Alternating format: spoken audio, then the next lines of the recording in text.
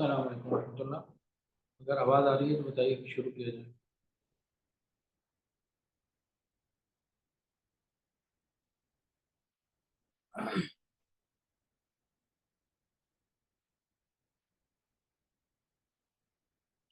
अल्हम्दुलिल्लाहि व कफ़ा व सलामुन अला इबादिहि अल्लज़ीना इस्तफ़ा अम्मा बअद फ़अऊज़ु बिल्लाहि मिनश शैतानिर रजीम बिस्मिल्लाहिर रहमानिर रहीम वन्नाज़िआति ग़रक़ा वन्नाशिताति नशता वस्साबिहाति सबहा फस्साबिक़ाति सबक़ा फल्मुदब्बिराति अमरा सुब्हान रब्बिका रब्बिल इज़्ज़ति अम्मा यसिफ़ून व सलामुन अलल मुरसलीन वल्हम्दुलिल्लाहि रब्बिल आलमीन।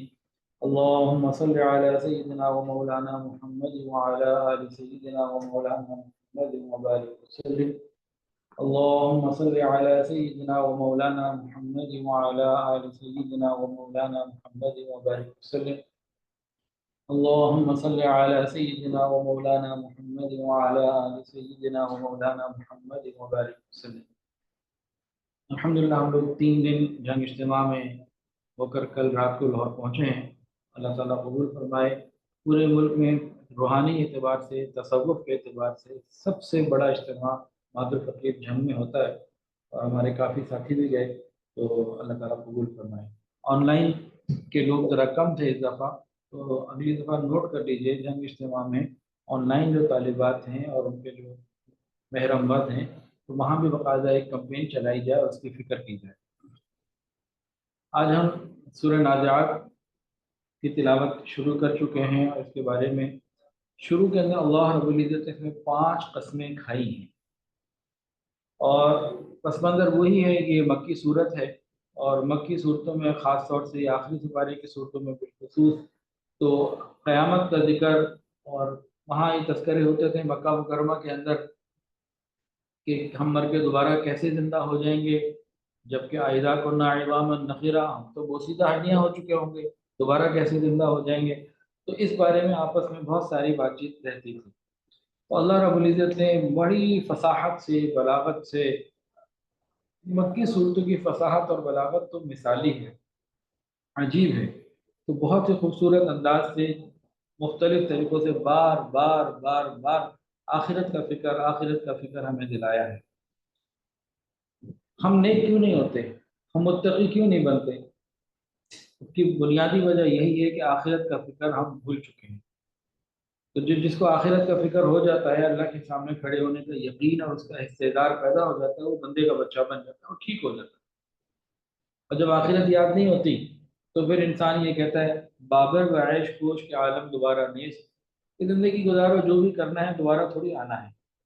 तो ये आखिरत की फ़िक्र एक बुनियादी चीज़ है जो इंसान को सीधा रखने के लिए बहुत ज़रूरी है। वन्नाज़िआति ग़रक़ा, वन्नाज़िआति ग़रक़ा, कसम है उन फरिश्तों की जो जान को निकालती है सख्ती के साथ। वन्नाशिताति नशता, कसम है उन फरिश्तों की जो बंद को खोलते हैं नरमी के साथ। वस्साबिहाति सबक़ा, वस्साबिहाति सबहा, और वो वो तैरते हैं तेजी के साथ।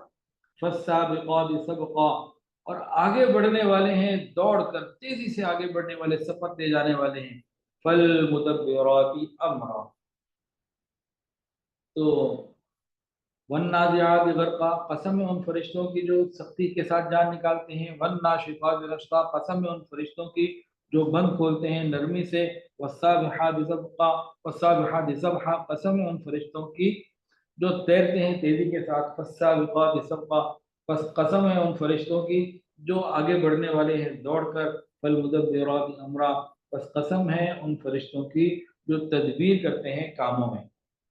इन 5 आयात में जो चीज़ बताई गई उसकी तफसीर हम थोड़ी सी समझ लेते हैं। वन्नाज़िआति ग़रक़ा, नाज़िआत नज़र से है। नज़र का आलम जब इंसान पे तारी होता है, मोमिन पे या काफिर पे, तो वो जान के निकलने का वक्त होता है। तो पहली आयत में तो काफिरों के बारे में बताया कि वन्नाज़िआति ग़रक़ा, कि जो फरिश्ते काफिर की जान जब निकालते हैं तो इंतहाई अंदर गर्क होकर सख्ती से घसीट के निकालते हैं। उसकी कई वजूहात हैं। एक वजह यह है कि काफिर की रूह जिस्म से निकलना नहीं चाहती, ایک وجہ یہ ہے کہ کافر کی روح جسم سے نکلنا نہیں چاہتی، کیوں کہ اس وقت وہ آخرت کو دیکھ لیتے ہیں، وہ غیب کی چیزیں جو آج مجھے اور آپ کو نظر نہیں آ رہی، موت کے وقت نظر آئیں گی تو وہ نظر آ جاتی ہیں، تو آگے جب ان کو سختی اور تکلیفیں نظر آتی ہیں تو روح اندر رہنا چاہتی ہے، نکلنا نہیں چاہتی، اور فرشتے اس کو کھینچ کے نکالتے ہیں۔ اس کی مثال ایسے ہے کہ اگر جسم کے جو ململ کا کپڑا ہو اور اس کو کانٹوں بھری جھاڑی کے ساتھ اچھے طریقے سے لپیٹ دیا جائے اور پھر نکالا جائے، تو جسم کو جو روح نکالی جاتی ہے کافر کے بدن سے، اس کی مثال ایسے ہے کہ کانٹوں بھرا جو درخت ہے یا جھاڑی ہے، شاخ ہے، وہ جسم میں ڈال دی جائے اور ہر جسم کے حصے سے وہ پوری طرح وہ کانٹے الجھ جائیں، وہ یکلخت اس کو کھینچا جائے، تو یہ کیفیت سمجھانے کے طور پر ہے، اللہ حفاظت فرمائے۔ تو کافروں کی روح تو بڑی سختی سے نکالی جاتی ہے۔ والناشطات نشطا، ایمان والوں کی روح وہ کیسے نکالی جاتی ہے کہ بند کھول دیے جاتے ہیں۔ آپ نے دیکھا ہوگا مشکیزہ ہے اور اس کے الٹا لٹکا ہوا ہو، پانی سے بھرا ہوا ہو، پانی سے بھرا ہوا مشکیزہ الٹا لٹکا ہوا ہو، اس میں ایک بند ہوتا ہے، بند کھولو تو نیچے خود بخود بہتا، نکالنا نہیں پڑتا۔ ایمان والے کی روح یہ جسم سے نکلنا چاہتی ہے، کیوں کہ جس وقت دیکھتی ہے فرشتے آ رہے ہیں اور جنت کی خوشبوئیں ہیں، نعمتیں ہیں، ٹھنڈی ہوائیں ہیں، اور دنیا کی پریشانیوں سے نکل کر آگے وہ اللہ کی رحمت میں جا رہا ہے، تو اسے روح تڑپتی ہے، بے چین ہوتی ہے نکلنے کے لیے۔ تو کافر کی روح اندر رہنا چاہتی ہے، ایمان والے کی روح نکلنا چاہتی ہے، تو اس کو سختی سے نکالا جاتا ہے، اور یہ خود بخود بے چین اور بے قرار ہوتی ہے۔ ہم نے دنیا میں ایک لفظ سنا ہوگا نشاط، کہ آج طبیعت میں بڑا نشاط ہے، الحمدللہ میری طبیعت میں تو آج بڑا نشاط ہے، تو یہ نشاط اسی طریقے سے ہے۔ والسابحات سبحا، یہ جو فرشتے بھی روح نکال کے جاتے ہیں، تو یہ جب جہاں جا رہے ہوتے ہیں تو گویا کہ تیرتے ہوئے جا رہے ہیں، تیزی کے ساتھ جا رہے ہیں۔ فالسابقات سبقا، ایک دوسرے سے آگے بڑھ رہے ہوتے ہیں۔ فالمدبرات امرا، اور پھر یہ جو اللہ تعالیٰ نے کام ذمہ لگائے ہوتے ہیں ان کاموں کو تدبیر کے ساتھ اچھے طریقے سے انجام دے رہے ہوتے ہیں۔ کیا مطلب؟ یہ روح نکالنے کے بعد جنت کی طرف لے جانا ہے، جہنم کی طرف لے جانا ہے، کہاں علیین میں لے جانا ہے، سجین میں لے جانا ہے، نیک کی جگہ کوئی اور ہے، برے کی جگہ کوئی اور ہے، تو ان سارے کاموں کو فالمدبرات امرا بڑی تدبیر کے ساتھ انجام دیتے ہیں۔ تو ان 5 آیات میں تو اس کا ذکر ہوا، آگے پھر قیامت کا ذکر شروع ہوا۔ اچھا، پچھلے بھی جو مہا پس منظر ہے وہ قیامت اور دوبارہ زندہ ہونا یہ تھا، تو یہاں سے اس کو شروع اس لیے کیا گیا کہ ہر انسان کی قیامت تو اس کی موت سے شروع ہو جاتی ہے۔ ایک بڑی قیامت کبریٰ جو اصلی قیامت ہے وہ تو قائم ہوگی ہی اپنے وقت پر، لیکن جس کو موت جب آ گئی بس اس کی قیامت وہیں سے شروع ہو گئی۔ تو بتایا کہ وہ تو بات کی بات ہے، وہ تو آئے گی، لیکن اپنی موت سے بھی فکر انسان اس کی بیٹ کرے۔ تو یہ تو تم دیکھتے ہو نا کہ ہر تھوڑے دن بعد کوئی جا رہا ہے، ہر وقت کوئی جا رہا ہے دنیا سے، تو یہ موت کا ذکر بھی قیامت کے تذکرے میں سے ہے۔ یوم ترجف الراجفہ، جس دن کانپنے والی کانپے گی، یعنی زمین جب نفخہ اولا ہوگا، پہلا سور پھونکا جائے گا تو یہ پوری زمین، ایک پہاڑ، یہ سب کچھ لرزے گا اور ختم ہو جائے گا۔ جس دن کانپنے والی کانپے گی، یہ پہلا سور پھونکنے میں مراد ہے۔ تتبعها الرادفہ، پھر اس کے پیچھے آئے گی دوسری، یعنی دوسرا جو سور پھونکا جائے گا جب دوبارہ سے ساری زمین کو قائم کر دیا جائے گا اور لوگوں کو جمع کیا جائے گا، تو یہ اس کی مراد ہے۔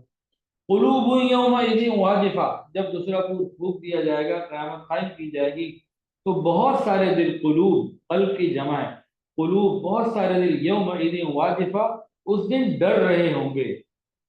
ابصارها خاشعہ، اور آنکھیں جھکی ہوئی ہوں گی، خوف میں ہوں گی۔ یقولون، یہ کافر جو ہیں دنیا میں کہتے ہیں آئنا لمردودون فی الحافرہ، کیا ہم پھر دوبارہ لوٹ آئیں گے، کیا دوبارہ ہم رد کیے جائیں گے؟ آئنا لمردودون فی الحافرہ، اسی پہلی حالت میں جیسے آج ہم ہیں۔ اذا كنا عظاما نخرہ، کیا ہم دوبارہ ہو جائیں گے، ہماری ہڈیاں دوبارہ ٹھیک ہو جائیں گی بوسیدہ ہونے کے بعد؟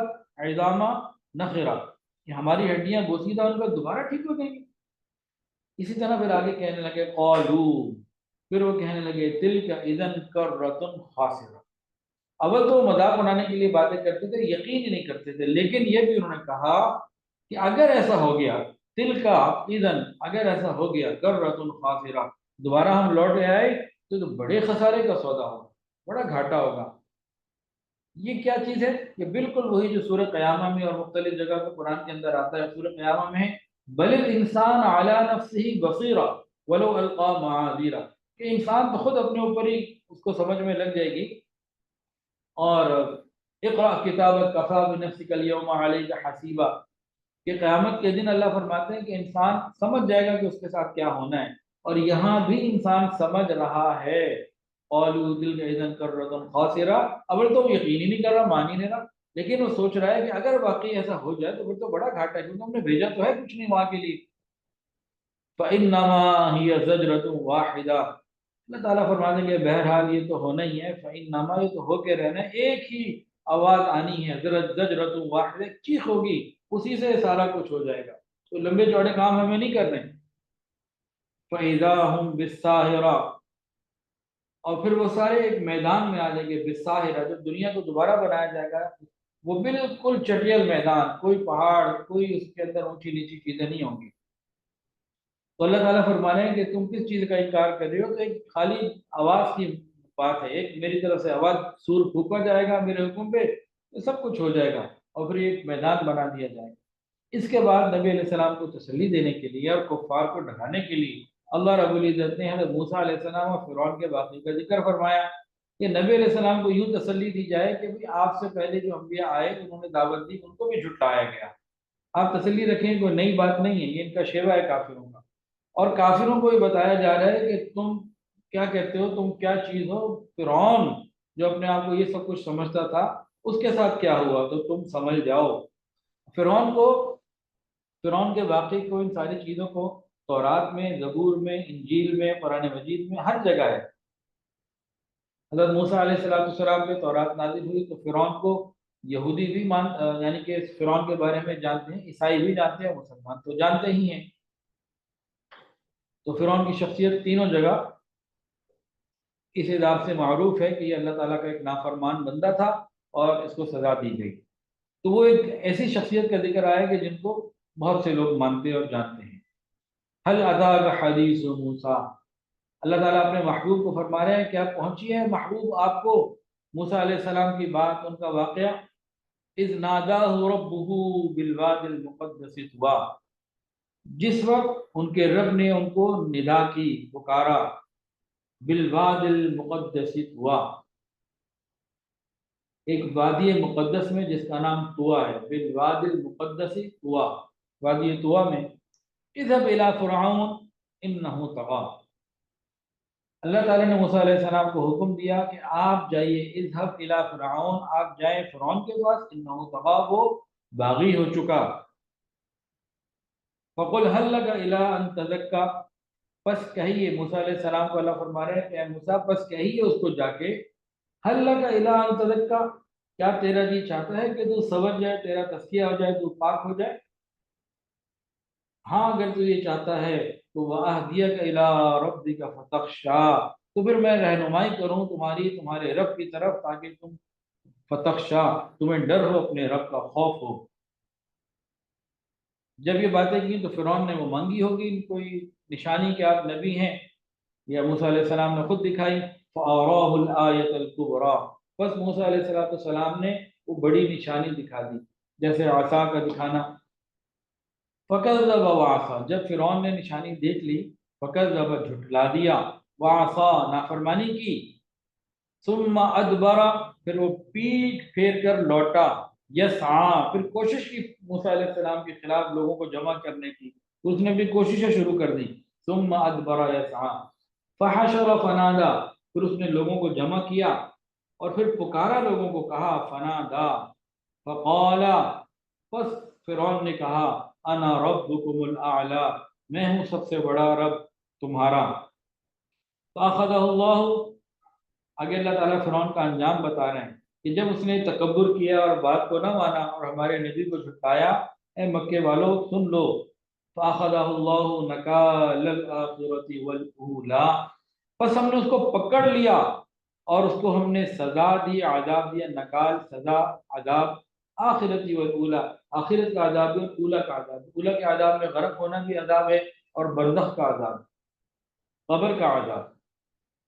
ان فی ذالک، بے شک اس کے اندر ہے، اس میں سوچنے کے لیے باتیں ہیں، ان فی ذالک، اس کے اندر ہے لعبرۃ لمن یخشی، عبرت کی باتیں، بے شک اس واقعے میں ہے عبرت کی باتیں، لمن یخشی، اس کے لیے جو جس کے دل میں ڈر ہے، جو خوف رکھے اللہ سے۔ اانتم اشد خلقا ام السماء بناها، جو انکار کرتے تھے نا کہ ہم دوبارہ کیسے پیدا ہو جائیں گے، اللہ تعالیٰ فرما رہے ہیں کہ تمہارا بنانا زیادہ سخت اور مشکل ہے، تمہاری تخلیق یا ام السماء، آسمانوں کا، تو اتنا بڑا، تو تم تو 5-6 فٹ کے ہو، بنا ہاں، اور پھر ہم نے اس کو بنایا، تم کیا چیز ہو، تم تو اس کی نسبت بہت چھوٹے ہو۔ رفع سمکها فسواها، پھر اللہ تعالیٰ نے بلند کیا آسمان کو، چھت بنایا، اور فسواها، اور بالکل برابر کر دیا، کوئی جھول نہیں، کوئی سوراخ نہیں، کوئی خرابی نہیں، بہترین اس کو بنایا۔ وأغطش ليلها وأخرج ضحاها، اور اس کے اندر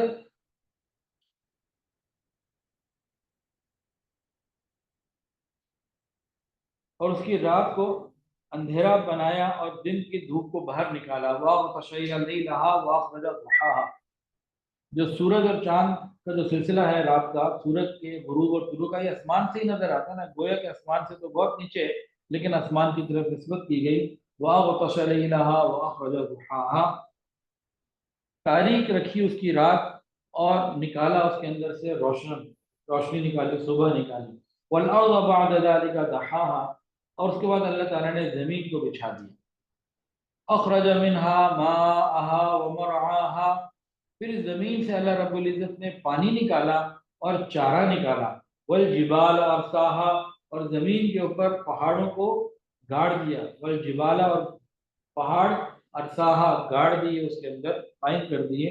متاعا لکم ولانعامکم، فائدہ ہے اس میں تمہارے لیے اور تمہارے جانوروں کے لیے۔ فَإِذَا جَاءَتِ الطَّامَّةُ الْكُبْرىٰ، اور پھر جب وہ آئے گا بڑا ہنگامہ، وہ بڑا دن یعنی قیامت مراد ہے۔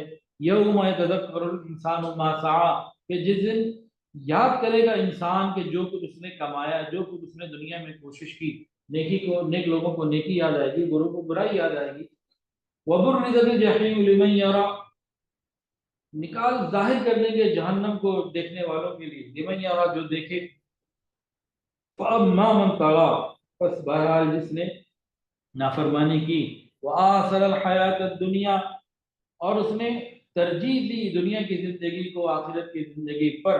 وآثر الحیات الدنیا، اور اس نے ترجیح دی حیات دنیا کو، کس پر؟ آخرت پر۔ فإن الجحیم ہی المأوى، پس بے شک ان کے لیے جہنم ہے جو برا ٹھکانہ ہے۔ جہنم کا ٹھکانہ کن کا؟ جنہوں نے دنیا کو ترجیح دے دی آخرت کے اوپر، یعنی حرام حلال دو کام ہو سکتے تھے، حرام سے دنیا ملتی اور آخرت خراب ہوتی، اور چھوڑ دیتے تو دنیا جاتی اور آخرت جو ہے وہ بن جاتی، تو اس نے آخرت کی فکر نہیں کی، دنیا کو بنانے کی فکر کی۔ وآثر الحیات الدنیا فإن الجحیم هی المأوى وأما من خاف مقام ربه ونهى النفس عن الهوى فإن الجنة هي المأوى۔ وَأَمَّا مَنْ خَافَ مَقَامَ رَبِّهِ، پس بہرحال جو اپنے رب کے سامنے کھڑے ہونے سے ڈرا۔ وَنَهَى النَّفْسَ عَنِ الْهَوَىٰ، اور اپنے نفس کو خواہشات، حرام خواہشات سے روکا۔ فَإِنَّ الْجَنَّةَ هِيَ الْمَأْوَىٰ، پس جنت ہے ان کا ٹھکانہ۔ يَسْأَلُونَكَ عَنِ السَّاعَةِ أَيَّانَ مُرْسَاهَا، محبوب یہ آپ سے پوچھتے ہیں قیامت کے بارے میں کہ کب آئے گی، کب اس کا قیام ہوگا۔ فِيمَ أَنْتَ مِنْ ذِكْرَاهَا، محبوب آپ کا کام تو ڈرانا ہے، آپ اس بات کی نہ کہ فِيمَ أَنْتَ مِنْ ذِكْرَاهَا،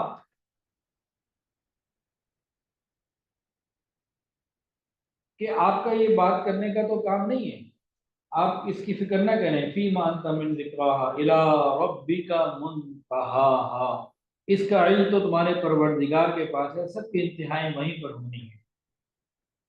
إِنَّمَا أَنْتَ مُنْذِرُ مَنْ يَخْشَاهَا،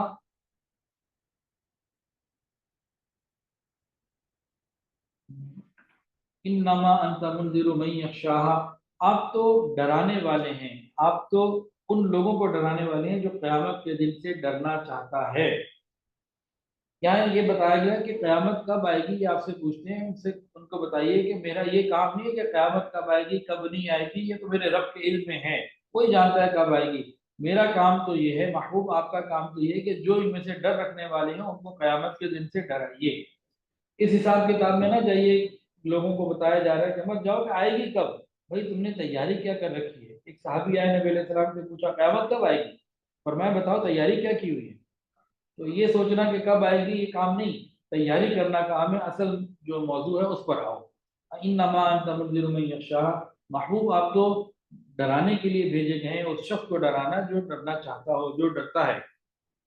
کأنہم یوم یرونہا لم یلبثوا الا عشیۃ او ضحاھا، کیا جس دن کے بارے میں جھگڑا کرنے آئے گی نہیں آئے گی کب آئے گی، اس دن یہ خود دیکھ لیں گے، انہیں معلوم ہو جائے گا کہ دنیا کی زندگی میں تو یہ بہت تھوڑا سا رہے۔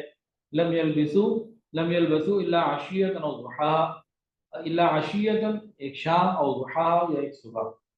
یہ ترجمہ ہمارا مکمل ہو گیا، اب اس میں چند تفسیری نکات ہم مختصر سے سن لیتے ہیں۔ سب سے پہلے تو روح نکالنے کا آیا سلسلہ، تو اللہ تعالیٰ جب ہمارے اپنی موت کا وقت آئے تو عافیت کے ساتھ ہو اور ہمیں بھی انتظار ہو۔ ایسے ایسے لوگ گزرے ہیں کہ جب موت کا فرشتہ آیا روح نکالنے والا، انہوں نے استقبال کیا، اور کسی نے کہا کہ ارے آگے میں 20 سال سے تمہارے انتظار میں تھا، میں کب سے تمہارے انتظار میں تھا۔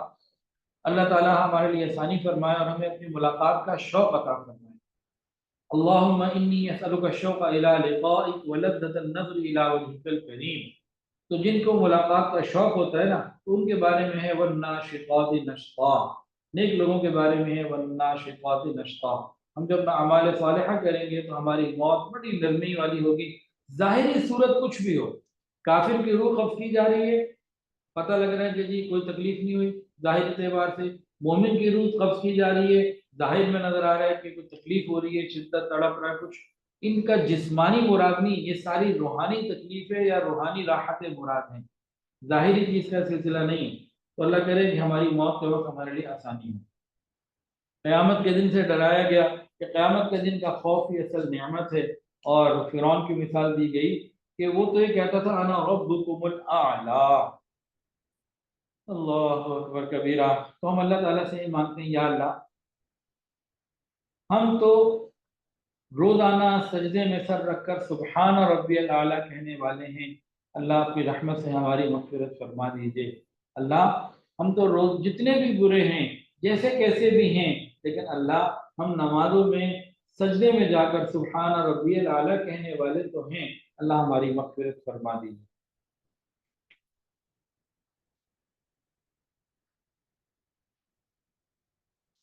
اور یہ آخر میں فَإِنَّ الْجَحِيمَ هِيَ الْمَأْوَىٰ، جہنم کس کا ٹھکانہ ہے؟ جو نافرمانی کرے اور دنیا کو ترجیح دے اور آخرت کو بالکل چھوڑ دے۔ تو اللہ تعالیٰ میں آخرت کی فکر رکھنے کی توفیق عطا فرمائے۔ اور جنت کس کا ٹھکانہ ہے؟ تو دو خوبصورت باتیں اللہ تعالیٰ نے فرمائی، وَأَمَّا مَنْ خَافَ مَقَامَ رَبِّهِ، پہلی بار جو اللہ کے سامنے کھڑا ہونے سے ڈرے۔ دوسری صفت کیا بتائی؟ وَنَهَى النَّفْسَ عَنِ الْهَوَىٰ، جو اپنے آپ کو حرام خواہشات سے روکے۔ اچھا اگر دیکھا جائے تو یہ ایک ہی ہیں، اور دیکھا جائے تو دو بھی ہیں۔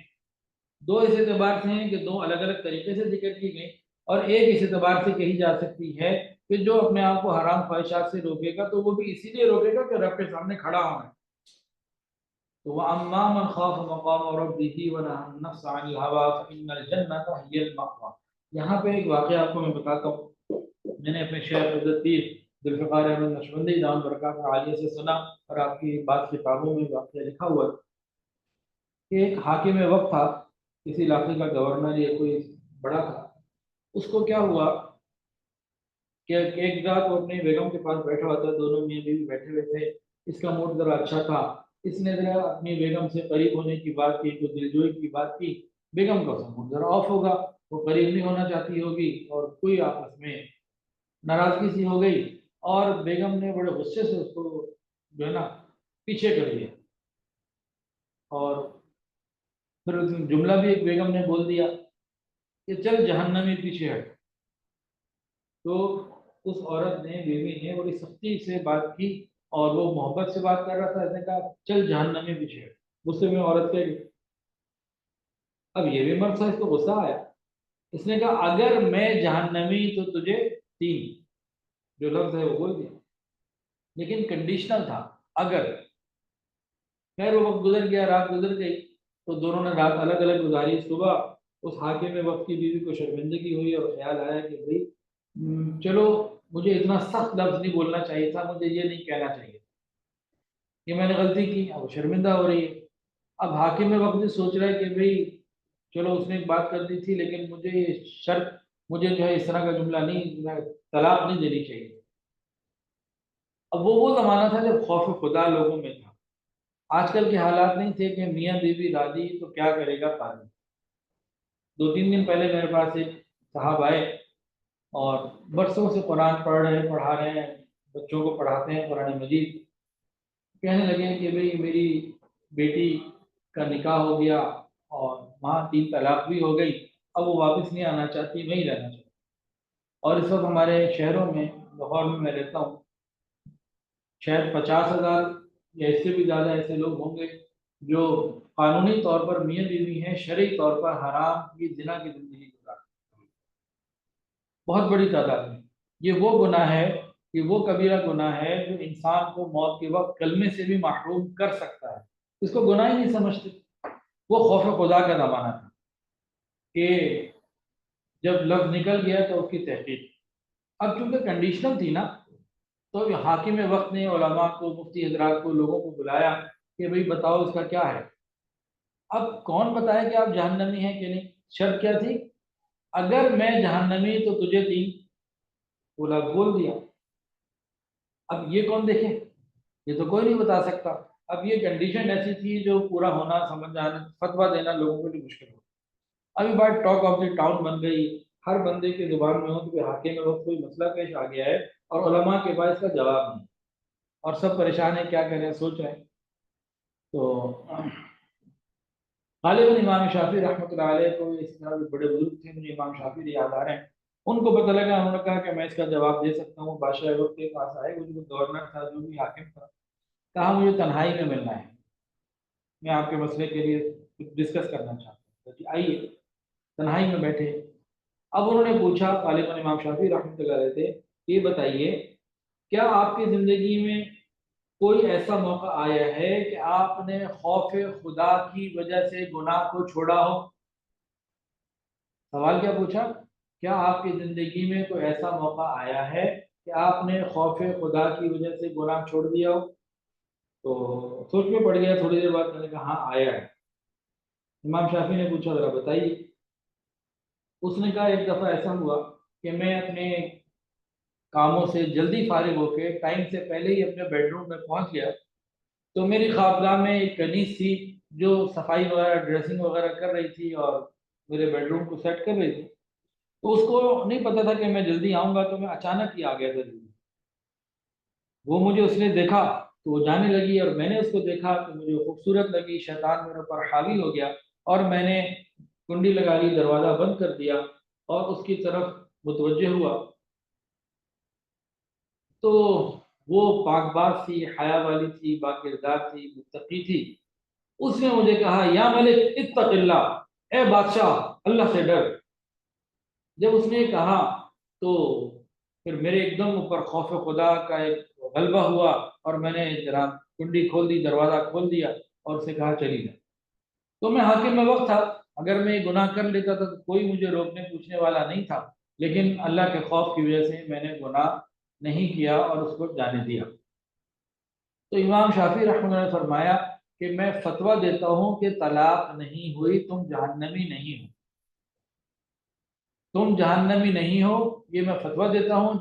اب جب کہ تم جہنمی نہیں تو طلاق بھی نہیں ہوئی، کیونکہ کنڈیشنل بات تھی کہ اگر میں جہنمی تو 3 طلاق۔ اب بادشاہ خوش ہو گیا، چلا گیا۔ اب جب لوگوں کے پاس جب بات پہنچی علماء کے پاس، تو علماء نے تو پھر جناب مذاق اڑانا شروع کر دیا اور باتیں کرنی شروع کر دی کہ جی امام شافعی کون ہوتے ہیں کہ کسی کو جنت اور جہنم کے سرٹیفکیٹ دیں اور یہ کرے، فتوے دیں، یہ کہاں سے آ گئے؟ اب جناب علی، اب امام شافعی رحمۃ اللہ علیہ کی حاضری لگی دربار میں علماء کے، کہ جی آپ کون ہوتے ہیں جنت جہنم کے فیصلے کرنے والے جناب؟ انہوں نے فرمایا کہ بھائی یہ میں نے تو فیصلہ نہیں دیا، قرآن مجید میں اللہ تعالیٰ فرماتے ہیں وَأَمَّا مَنْ خَافَ مَقَامَ رَبِّهِ وَنَهَى النَّفْسَ عَنِ الْهَوَىٰ فَإِنَّ الْجَنَّةَ هِيَ الْمَأْوَىٰ۔ فتویٰ تو اللہ نے دیا ہے، جو خوف خدا کی وجہ سے گناہ چھوڑے گا اس کو جنت ملے گی۔ یہ اللہ کا فتویٰ ہے، میرا فتویٰ نہیں ہے، میں نے تو خالی بتایا ہے، سمجھا ہے، سمجھ کے بتایا ہے۔ تو تمام علماء اس بات سے بالکل مطمئن ہو گئے کہ ہاں ایسا ہی ہے۔ تو ہم سے بہت سارے لوگ، ہم جب گناہوں سے بچتے ہیں نا، تو کئی لوگ گناہ سے اس لیے بچ رہے ہوتے ہیں کہ گناہ کرنے کا موقع نہیں ملتا، کوئی دیکھ نہ لے، کسی کو پتہ نہ لگ جائے۔ اور کئی لوگ گناہ سے اس لیے بچ رہے ہوتے ہیں کہ اگر اس گناہ میں پڑے تو ذلیل ہو جائیں گے، رسوا ہو جائیں گے، یا اگر اس گناہ میں پڑے تو صحت چلی جائے گی، یا فلاں کچھ ہو جائے گا۔ یہ ساری باتیں جو ہے نا، یہ وہ نہیں ہیں جو جنت لے جانے والی ہیں۔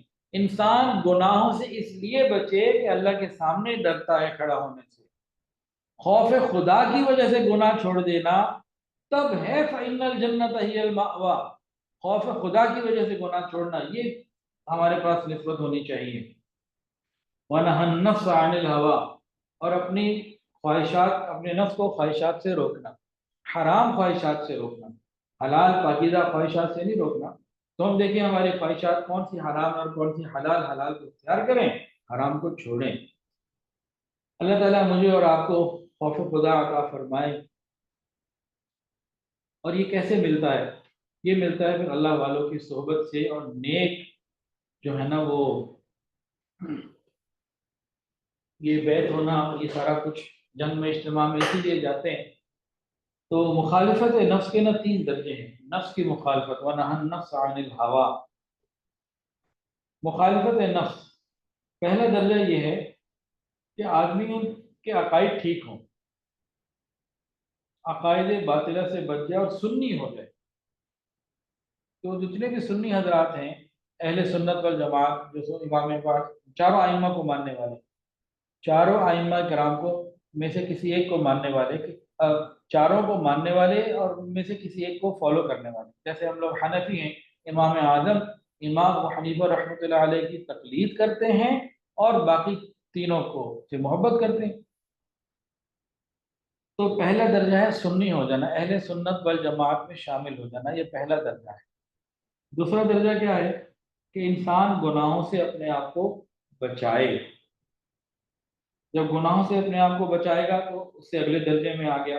اور خاص طور سے جو مشتبہات ہیں، جب انسان اس میں آ جائے کہ پتہ نہیں یہ ٹھیک ہے یا غلط ہے، تو اس وقت اپنے آپ کو مشتبہات سے بچائیں۔ مثال کے طور پر ایک آدمی بیمار ہے، وضو کر تو سکتا ہے، لیکن اس کو یہ آ رہا ہے کہ یار وضو کروں گا تو پتہ نہیں ایسا نہ ہو کہ مسئلہ اور ہو جائے، اور شبہ ہو گیا کہ اس وقت میں وضو کروں یا نہ کروں، تیمم کروں۔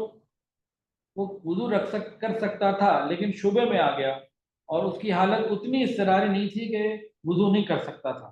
اب اس پوزیشن میں جب یہ آ گیا، اب اس کو چاہیے کہ وضو ہی کرے، محتاط احتیاط پر عمل کرے۔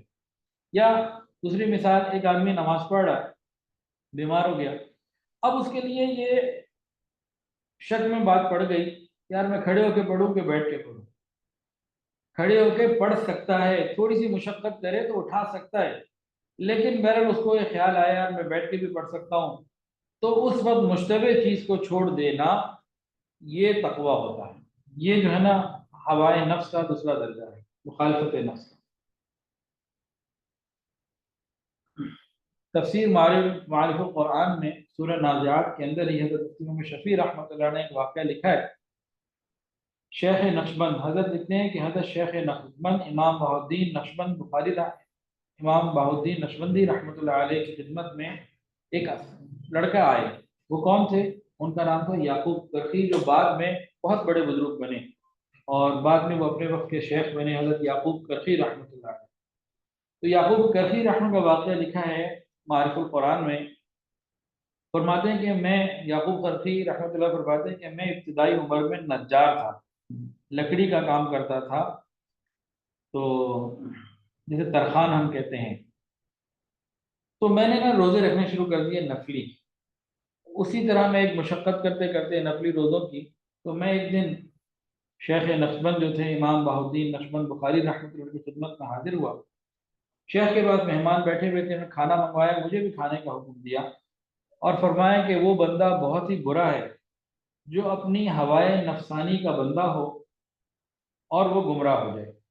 پھر آگے فرمایا کہ کھانا کھا لینا اس روزے سے بہتر ہے جو ہوائے نفسانی کے ساتھ ہو۔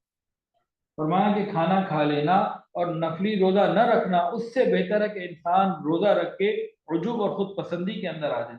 فرماتے ہیں کہ اس وقت مجھے احساس ہوا کہ میں تو عجوب اور خود پسندی کا شکار رہا ہوں، جب میں روزے رکھ رہا ہوں تو میں اپنے آپ کو بڑا کچھ نیک سمجھنے پرہیزگار سمجھنے لگا ہوں۔ تو انسان جب خود ہی نیکیاں کر رہا ہوتا ہے اور بڑے کی اس میں نہیں ہوتا رہنمائی میں، تو پھر انسان بعض مرتبہ نیکی کر کے نیکی کے عجوب میں اور تکبر میں آ جاتا ہے اور اپنے آپ کو بہت زیادہ متقی سمجھنے لگتا ہے، تو یہ کام بھی خراب ہو جاتا ہے۔ تو انسان جب کسی شیخ کی صحبت میں ہو اور رابطے میں ہو تو بہت خیر ہوتی ہے۔ اور ہوائے نفسانی کی مخالفت کا اعلیٰ ترین درجہ یہ ہے کہ اس کا بالکل نفس کا تزکیہ ہو جائے اور شریعت جو ہے وہ طبیعت بن جائے۔ اللہ تعالیٰ سے دعا ہے اللہ تعالیٰ یہ نعمت مجھے اور آپ کو ہم سب کو عطا فرمائے۔ وآخر دعوانا ان الحمد للہ۔